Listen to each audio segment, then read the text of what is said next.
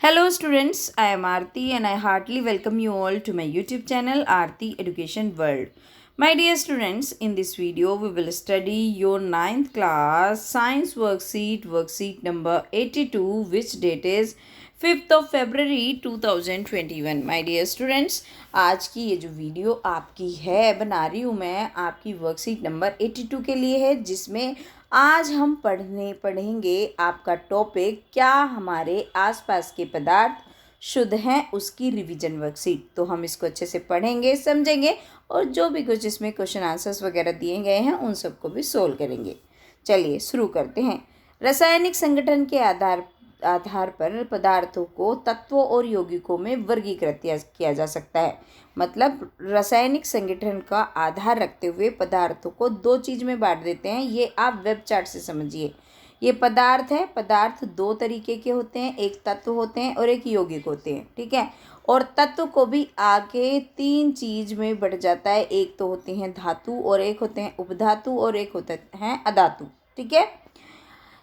आप समझिए तत्व के बारे में पूरी की तरीके से यहाँ शब्दों में लिखा है, यहाँ आप वेब चार्ट के से समझ रहे हैं। तत्व पदार्थ वह मूल रूप है जिसे रासायनिक प्रतिक्रिया द्वारा अन्य सरल पदार्थों में विभाजित नहीं किया जा सकता। समझ रहे हो, इसकी ऐसा नहीं है कि इसकी फिर से हम रासायनिक प्रतिक्रिया कर दें और दूसरे उसमें विभाजित कर दें। तत्वों को साधारणतः कैसे धातु, अधातु और उपधातु में वर्गीकृत किया जा सकता है। As you can see here in this web chart, धातु, उपधातु एंड अधातु। और ये क्या बदला, ये तत्व बदला। आप देख रहे हो ना, ये तत्व को हुआ। आप समझते हैं यौगिक के बारे में। यौगिक क्या चीज़ है, चलिए यौगिक को भी पढ़ लेते हैं। धातु पढ़ ली, अब यौगिक पढ़ लेते हैं। यौगिक वह पदार्थ है जो दो या दो से अधिक तत्वों के नियत अनुपात से रासायनिक तौर पर संयोजन से बना है। यानी कि दो चीज़ें हो सकती हैं उसमें, या दो से ज़्यादा भी हो सकती हैं, लेकिन उनका अनुपात नियत होगा और वो एक रासायनिक प्रक्रिया के संयोजन से बनेंगे। जैसे कि एग्जाम्पल के लिए आपके पास जल एक क्या है, यौगिक है। कार्बन डाइऑक्साइड भी एक यौगिक है। मीथेन, शर्करा, नमक आदि भी इसके ही उदाहरण है यौगिक, ठीक है। ये सब आपके यौगिक में आएंगे। ओके, चलिए अब हम आगे बढ़ते हैं। किस चीज़ को, तत्व के जो तीन रूप हैं, धातु, उपधातु और अधातु, ठीक है, जिसको हमने आगे वर्गीकृत किया तत्व को, उन तीनों धातु, उपधातु और अधातु के बारे में पढ़ते हैं।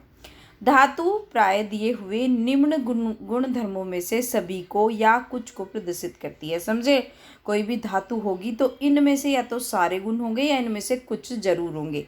एक सबसे पहली बात, ये चमकीली होती है। ये ताप तथा विद्युत की सुचालक होती है। आप जानते ही हो विद्युत की सुचालक होती है धातु, है ना। ये तन्य होती हैं, क्योंकि इन तन्य का मतलब जिसमें तारतम्यता यानी कि तार के रूप में जिसको खींचा जा सके, ये तन्य होती हैं।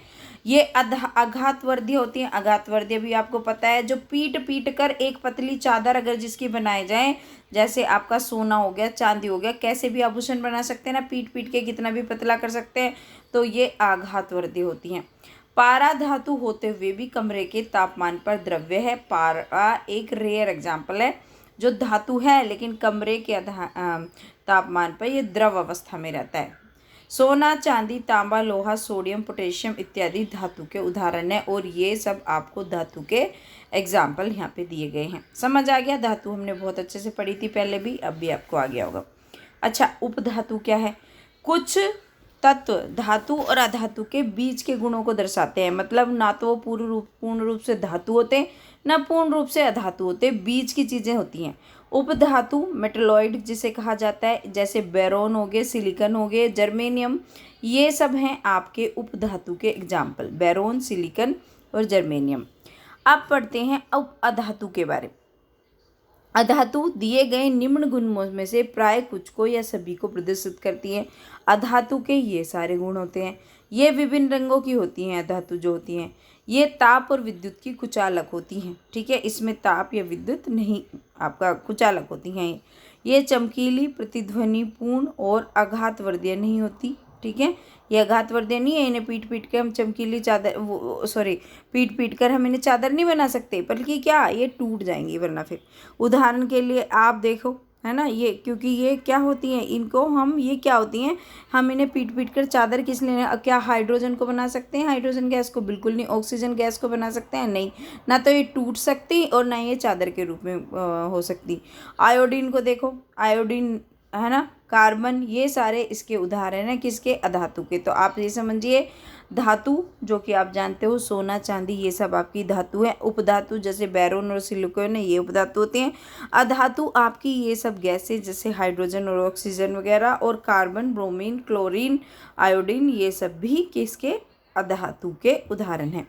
चलिए अब आगे पढ़ते हैं, वर्कशीट में क्या है। अब हमें बताया गया है यौगिक के बारे में, मिश्रण के बारे में। अब तक तो आपको ये पता होगा यौगिक भी किसी चीज़ के मिले हुए होते हैं और मिश्रण भी किसी चीज़ के मिक्सचर को बोलते हैं, लेकिन बच्चों इनमें भी अंतर होता है। देखो क्या होता है माय डियर स्टूडेंट्स, तत्व क्रिया करके नए यौगिक का निर्माण बनाते हैं तो उसे हम यौगिक कहते हैं, समझे।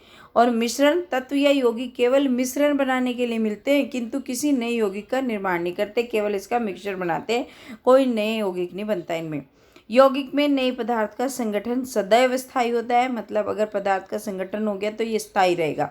मिश्रण का संगठन परिवर्तनीय होता है, मतलब ये बदलता रहता है जो मिश्रण का संगठन होता है, ठीक है। मिश्रण स्थायी नहीं होता, ये बदलता रहता है, परिवर्तनीय है, और जबकि यौगिक स्थायी है। नए पदार्थों के गुणधर्म पूरी तरह से भिन्न होते हैं और मिश्रण उसमें उपस्थित घटकों के गुणधर्म को दर्शाता है, समझे। जो भी उसमें घटक हैं उनके गुणधर्म को दर्शाता है, जबकि ये जो नया पदार्थ जो बनेगा उसके गुणधर्म बिल्कुल अलग हो जाते हैं, क्योंकि ये नई चीज़ बनाते हैं, यौगिक करके दोनों का मिलके कुछ अलग ही बन जाता है, ठीक है।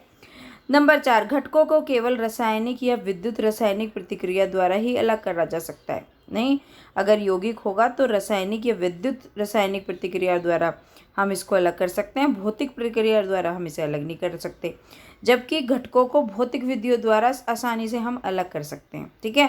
तो ये आसान होता है अलग करना आपका मिश्रण, जबकि यौगिक नहीं होता। एक बार और समझ लीजिए सारे पॉइंट। ये एक तत्व क्रिया करके यौगिक का निर्माण करते हैं, ये केवल मिश्रण बनाने के लिए होते हैं। ये अगर इनका नए पदार्थ का संगठन हो गया तो वो स्थायी होता है, मिश्रण में चेंज हो सकता है। नए पदार्थ के गुणधर्म, जब इसका एक नई चीज़ बनेगी तो उसके गुणधर्म अलग होते हैं, ना कि वो जो पहले जो चीज़ें मिली इसमें। मिश्रण में जो भी उसके घटक होंगे, जो भी उसमें मिली हुई चीज़ होंगी, सबके गुणधर्म दिखेंगे। घटकों को केवल रासायनिक या इसमें केवल आप रासायनिक या विद्युत रासायनिक क्रिया से अलग कर सकते हैं, वरना नहीं कर सकते। इसमें तो चाहे तुम भौतिक क्रिया कर लो और अलग से इनको अलग कर दो, ठीक है। अब आ जाते हैं इसके प्रश्न उत्तरों पे। केवल और केवल 4 प्रश्न हैं और उनके उत्तर भी बहुत छोटे छोटे हैं, फटाफट आप कर दोगे। निम्नलिखित को तत्व, यौगिक और मिश्रण में वर्गीकृत कीजिए। हमारे पास ये लिस्ट दी है इन्होंने, ये सारी लिस्ट है, ये जो आप देख रहे हैं, और इसको हमें अलग अलग करना है। चलो कर देते हैं। तत्व क्या है? सोडियम, चांदी, टीन और आपका सिलिकॉन, कैल्शियम, ये तत्व है।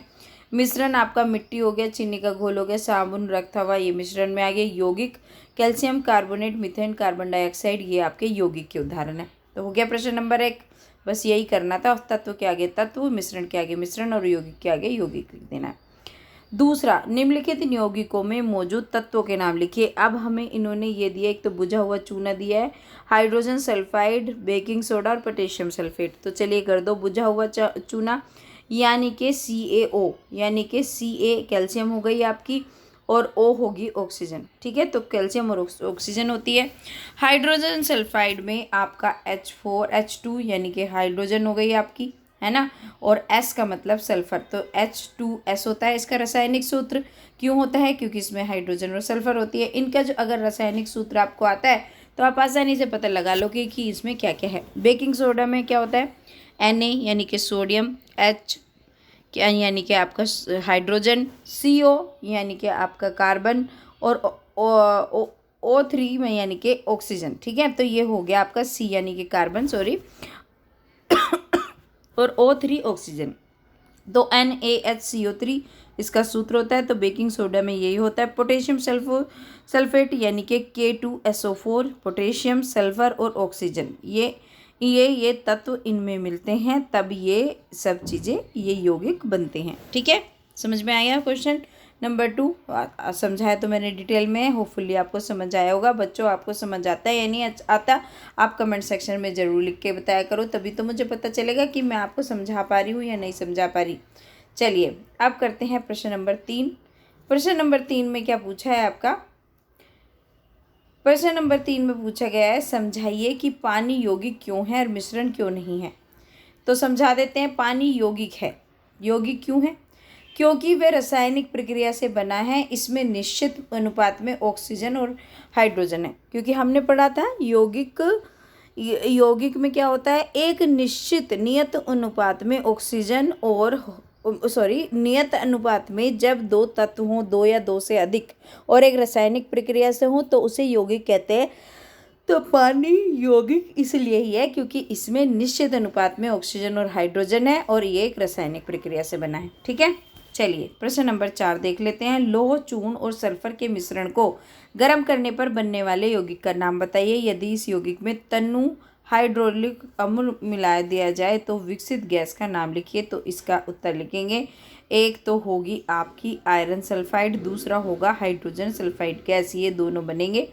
तो बच्चों ये थी आज की वर्कशीट, और अगर आपको वीडियो अच्छी लगती है तो please Aarti education world channel को आप सपोर्ट करिए, लाइक करके, सब्सक्राइब करके, अपने दोस्तों के साथ शेयर करके, और एक कमेंट लिख के ज़रूर बताया करो आपको चैनल कैसा लगा, आपको वीडियो समझ आई या नहीं आई। धन्यवाद स्टूडेंट्स, खुश रहिए, मस्त रहिए, पढ़ते रहिए। स्कूल तो आपके खुल ही गए हैं अब, तो अपना पूरी सेफ्टी मेजर्स के साथ, यानी कि अपना आप मास्क लेकर, सैनिटाइज़र लेकर स्कूल जाइए। Thank you students.